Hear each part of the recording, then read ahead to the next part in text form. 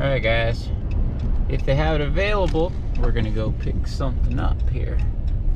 So hopefully it's in stock and all that mess.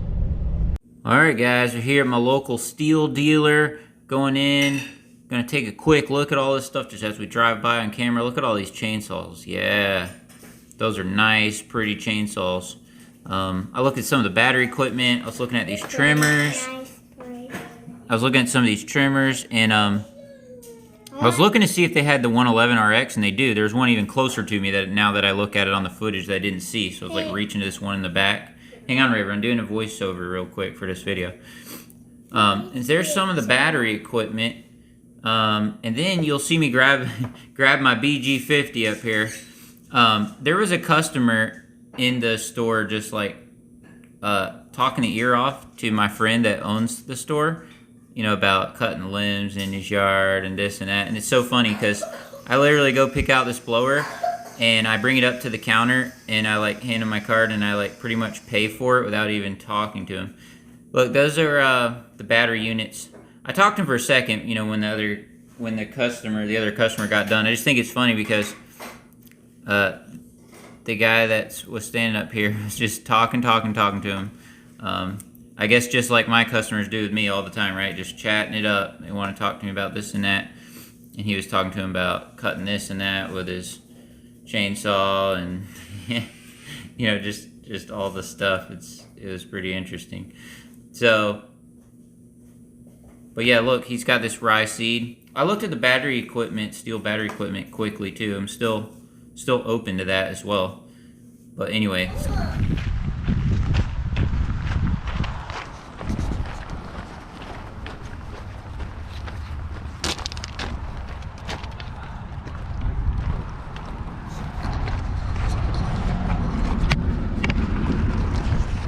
They started it up for me and all that stuff, so that's cool.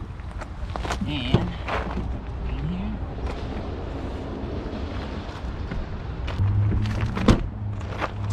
so, proud owner of a new BG50. So it cost me,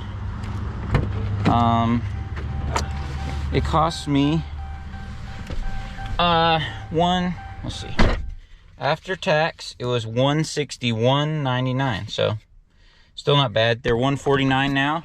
It used to be $139 when they first came out, so slightly more, but still not bad, I think. Went ahead and decided to pick up a bag of this while I was here, because I was just realizing, I was like, nah. When I was in there with the blower, I'm like, I don't need it. We don't do that till October 1st. You know, put the seed down here. But October 1st is Saturday, so might do it next week, might do it this week. But we are supposed to have like half an inch of rain coming on Friday. And the yard, there's only like 2 houses where they want me to just, where I put that seed down every year. It takes me 2 minutes, you know, not 2 minutes, it takes a little longer than that, but you know, not long. A couple houses where I run around with the sprayer and put that out for them. And I usually do it at my house too. But I don't know, because oh, what I was saying is I would just wait till next week. We're supposed to get like some tropical something or another on Friday where we get like a half an inch rain, and it's a Wednesday yard route where that seed goes where it's supposed to go. So I kind of wonder if I should, you know, maybe I should go ahead and put it down, because the 1st is Saturday. We are getting cooler nights, and that half an inch of rain coming will help it. So I don't know, that's what I'm thinking. It's kind of what I'm thinking here. All right, y'all, what's up? So just got that blower, just got the seed. Man, if I decide to do my house this year, I'm gonna need to buy another bag. Actually, most of that will just go on one customer.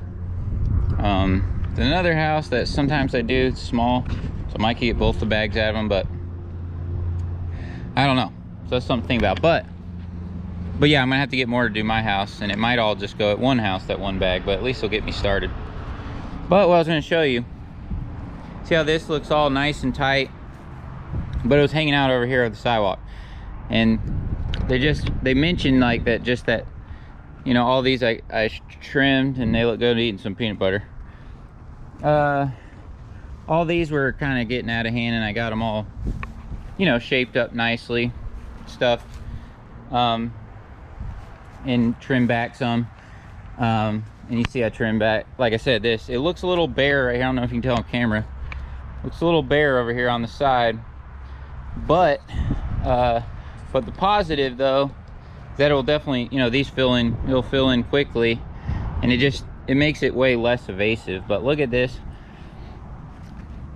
I don't know if you can see, but like the building is here, like, you know, when you're walking, it's kind of like, you know, let's see, like, you know, your little pathway here, see how it's kind of out in the pathway.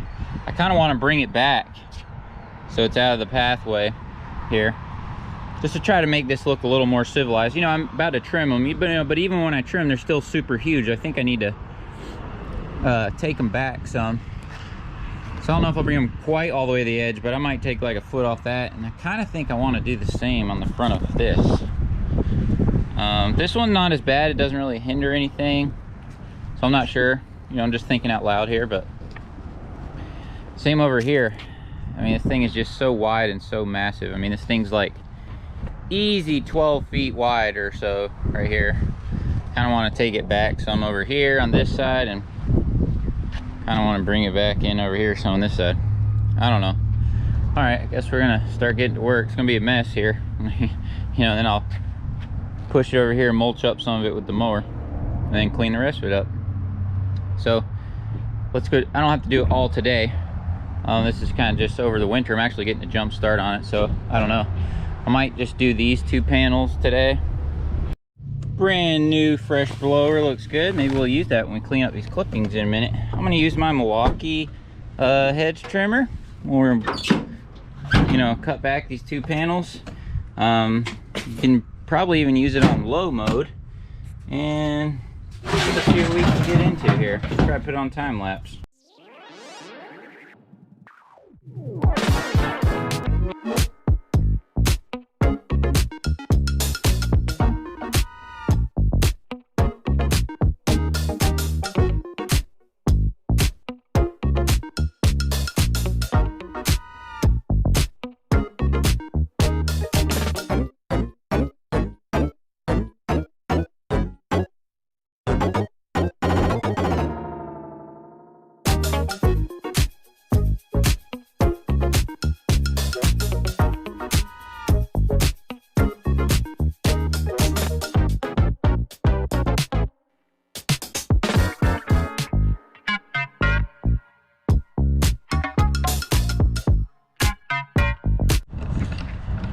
Alright guys, it's looking great. Yeah, you see I got a ton of mess out here, but yeah, we're gonna cut, there's definitely a bee's nest up in there somewhere. Over in there, y'all know how that goes. It's fun times. They're all flying around. Still flying around. You probably can't see them on camera, but yeah, so all around the church, over in the back, there's some tall shrubs, and there's this big long row of this juniper. Big long row of juniper, and I need to clean all that out during the winter, like take all the weeds out of the juniper, and like, you know, get it looking crisp and all that. So maybe I'll show you guys that, because just a lot of things, you know, like can't get into the in-depth pruning as much during the season, because, you know, we got 6 acres of just grass out here, and we try to keep the cost as low as possible. So, you know, when it gets colder, the grass, you know, I'll have to cut every section every time, you know. Good time to do stuff like this. So that's what we're doing. Just, you know, small stuff. Some of it's big, and I'll have to, you know, haul that off. But some of these, like, small little clippings, I'll be able to mulch some of it with the mower. So I'll probably drag some of it over here. All right.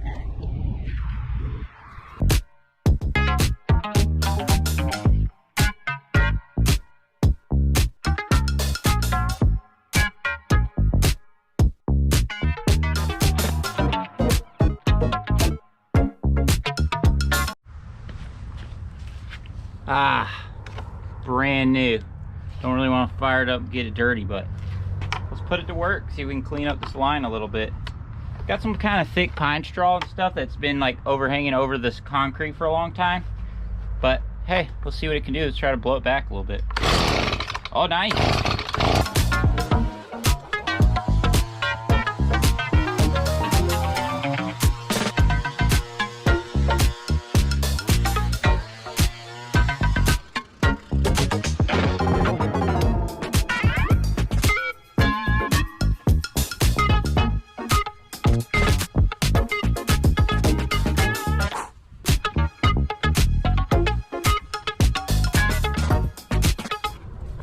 almost like some of those overgrown lawn panels that my friend Phil's lawn care.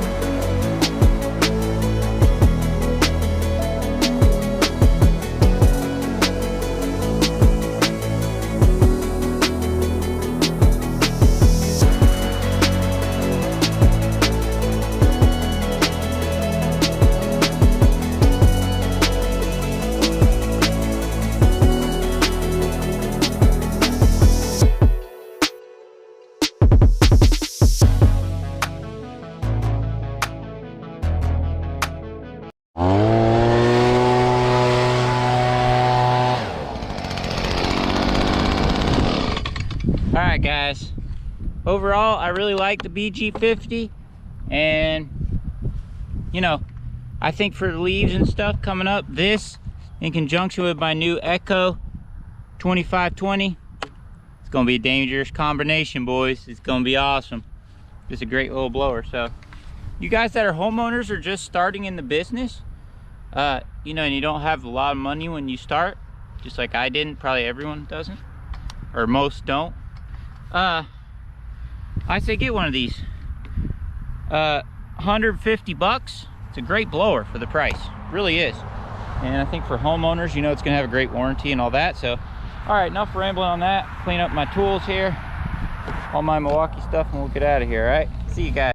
What's up, people? So I was crawling under a customer's porch the other day, and I dropped my trimmer at a certain angle to where I broke it. It hit the top of the porch and hit the shrub. It wasn't the trimmer's fault. It would have happened with any of my trimmers, but man, it's bad. I was pretty mad at myself too. But let's look at it. All right, so there's what happened for this. Let's see. I feel like it has a hole. Something goes right here. I've had this part before. I don't know exactly what it is. Oh, right here. See these broken pieces? I guess they go right there to like hold it in one spot. And they broke off as well. Huh, these broke.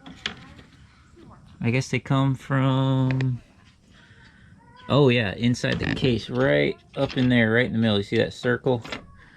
But how it, on both sides, how these break off at the same time and this break in half. It's pretty crazy. Thinking, oh. Yeah, so I just salvaged that screw barely, maybe. But I was thinking, maybe I could just remove this shaft and then I could keep this motor, keep all these electronics in this red part, put it back together and just throw away this shaft part, and I'll keep the gearbox off it too. That way I could use this motor if I ever had to, like in this quick lock one, I think. So it's kind of the plan. Anyway, I was like crawling under this customer's porch to quickly go over to this other section of lawn through these shrubs, and it was just the way it fell, the way it dropped, slipped out of my hand. I was tired that day. It's towards the end of the day. and it was unfortunate. So, yeah. One time, guys, I soldered this little wire, you see it? Because it got pinched right there, and it broke, and then it, like, the sensitivity was gone. Like, it would not be gradual. It would just be full throttle. That happened like 2 years ago, a year ago or something, so I, you know, so I soldered that and fixed it. There's a dog down the road. The dogs are fighting. But anyway, look right here. You see this little, the blue wire is broke. Now I could solder that back again.